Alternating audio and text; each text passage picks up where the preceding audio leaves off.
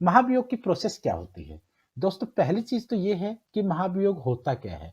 भारत का प्रेसिडेंट हो, vice president हो, सुप्रीम कोर्ट के जजेज, हाई कोर्ट के जजेज, इन ऐसी तमाम बड़ी पोस्टों को के ऊपर जो लोग बैठे हैं उनको हटाने के लिए या उनके पद को छुड़वाने के लिए जो प्रक्रिया होती है उसे हम महाभियोग कहते हैं, उसे हम लोग इम्पीचमेंट कहते हैं। अब इम्पीचमेंट का तरीका क्या है, इम्पीचमेंट का आर्टिकल क्या है? दोस्तों पहले तो हम आर्टिकल देखते हैं। इम्पीचमेंट जो है वो भारतीय संविधान के आर्टिकल 124 की धारा 4 में आता है, यानी अनुच्छेद 124 का पार्ट 4 में आता है। अब देखते हैं कि इसका प्रोसेस क्या रहेगा। दोस्तों ये महाभियोग जो है वो एक प्रकार का स्पेशल टाइप ऑफ केस या एक मुकदमा है जो किसी कोर्ट में ना चल करके संसद में चलाया जाता है, और अगर ये पास हो जाता है तो जिस व्यक्ति के खिलाफ भी ये आया था महाभियोग यानी इम्पीचमेंट, उस व्यक्ति का पद खाली कर दिया जाता है। तो इस तरीके से हम इसको समझते हैं। सबसे पहली बात तो ये याद रखनी है कि जो इम्पीचमेंट या फिर जो महाभियोग है वो संसद में ही आएगा, संसद के अलावा कहीं नहीं जाएगा। संसद के दोनों सदनों में से कहीं भी आ सकता है। सबसे पहली बात है, अगर वो संसद के लोकसभा में आएगा तो लोकसभा के अंदर टोटल 545 लोग होते हैं, राज्यसभा के अंदर टोटल 245 लोग होते हैं। अगर लोकसभा में आता है तो कम से कम 100 लोगों के साइन चाहिए, और अगर राज्यसभा में आता है तो कम से कम 50 लोगों के साइन चाहिए। ये कंडीशन होती है। कोई एक व्यक्ति अगर लेके आता है तो वो मान्य नहीं होगा। क्यों? क्योंकि जब तक 100 लोग लोकसभा के और 50 लोग राज्यसभा के ना हो अलग अलग सिचुएशन में, तब तक उस मैटर को सीरियस नहीं माना जाता है, क्योंकि एक या दो व्यक्ति के इस प्रकार के इम्पीचमेंट के प्रपोजल को सीरियस नहीं लिया जा सकता, उसको गंभीर नहीं माना जाता, क्योंकि हो सकता है कि वो उस व्यक्ति के अपने विचार हों, अपने एनालिसिस हो, अपने उसके सोर्स हों और वो गलत हो सकते हैं। तो इसलिए ये ध्यान रखना दोस्तों कि 100 व्यक्ति या लोकसभा के 100 एमपीओ के साइन होने चाहिए, और अगर राज्यसभा में आना है तो उसके 50 एमपीओ के साइन होंगे। और अगर कहीं भी मतलब लोकसभा में आता है तो लोकसभा के स्पीकर को दिया जाएगा, जो अध्यक्ष कहते हैं हिंदी में। राज्यसभा में आता है तो चेयरमैन को दिया जाएगा, जिसे हिंदी में हम लोग सभापति कहते हैं। जो आजकल वेंकैया नायडू जी हैं, यहाँ पे सुमित्रा महाजन जी हैं। और अगर इनमें से किसी भी सदन में वो आ जाता है तो नेक्स्ट स्टेप क्या होगा, अगला स्टेप क्या होगा? उसके बाद दोस्तों 3 सदस्यों की कमेटी बनाई जाती है। ये 3 सदस्यों की जो कमेटी बनेगी, इसमें कौन लोग होने चाहिए? कमेटी बनाएगा कौन? अगर लोकसभा में गया है तो स्पीकर बनाएगा, और अगर राज्यसभा में प्रपोजल गया है या इंट्रोड्यूस हुआ है तो फिर चेयरमैन बनाएगा। और जो कमेटी बनेगी उसमें पहला व्यक्ति कौन होना चाहिए? एक व्यक्ति होगा उसमें सुप्रीम कोर्ट का जज, जो टोटल जज सुप्रीम कोर्ट में उनमें से भी कोई एक जज जो चुना जाएगा।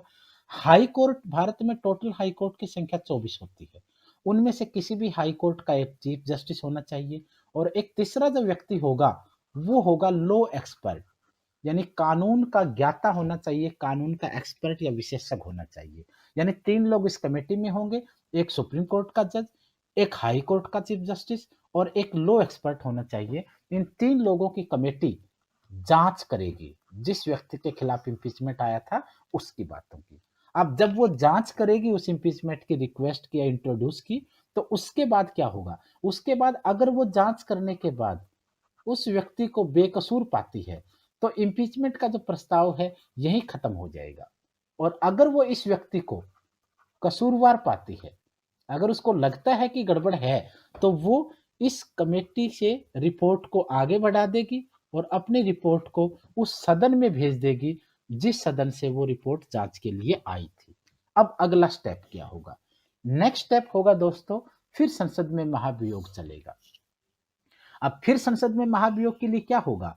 अगर यहाँ पे बात आती है तो फिर इसके लिए क्या होगा? यहाँ पे और कोई ऑप्शन नहीं है, यहाँ पे वोटिंग होगी।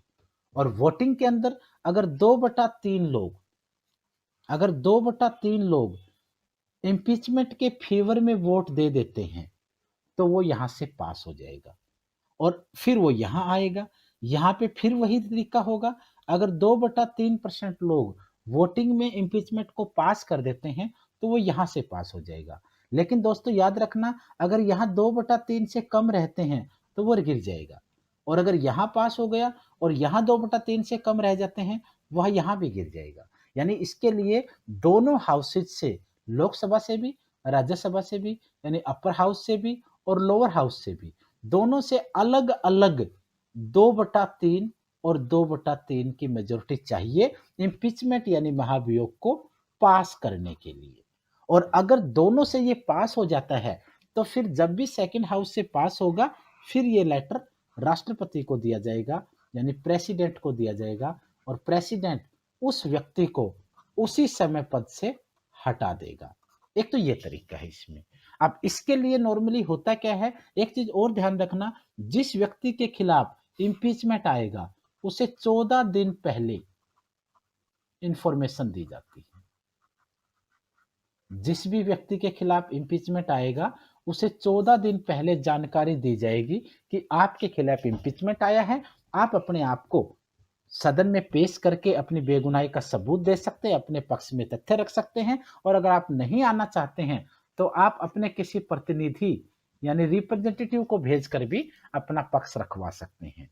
अब ये एक तरीका है। अब इसमें नॉर्मली होता क्या है, कई सारी राजनीतिक मुद्दे इसमें होते हैं। अब कई बार हम कहते हैं कि आरोप क्या लगेगा।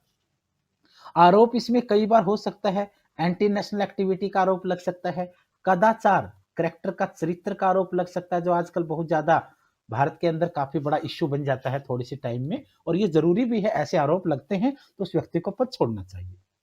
और तीसरा हो सकता है misuse of post. Misuse of post यानी पद का दुरुपयोग, ये आजकल बहुत बड़ा इश्यू है। और